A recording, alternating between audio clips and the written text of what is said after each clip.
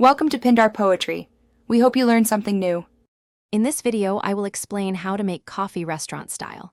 First, select high-quality, fresh coffee beans. This is the foundation of great flavor. Grind your beans just before brewing to preserve their aromatic oils. For the best extraction, ensure your water temperature is between 195 degrees F and 205 degrees F.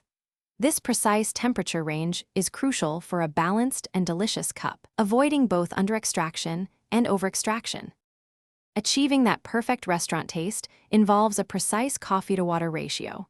Aim for 1 part coffee to 16 parts water for a balanced brew. A reliable drip coffee maker is often the best choice for consistency, mimicking professional setups. Remember, cleanliness is key.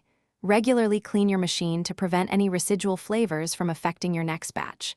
This attention to detail ensures every cup is as good as the last. For the freshest taste, serve your coffee immediately after it finishes brewing. Holding coffee for too long or, worse, reheating it, will significantly diminish its quality and flavor profile. If you have leftover whole beans, store them in an airtight container in a cool, dark place to maintain their freshness. Avoid refrigeration, as it can introduce moisture and unwanted odors. To truly elevate your coffee, consider using filtered water. It removes impurities that can affect taste.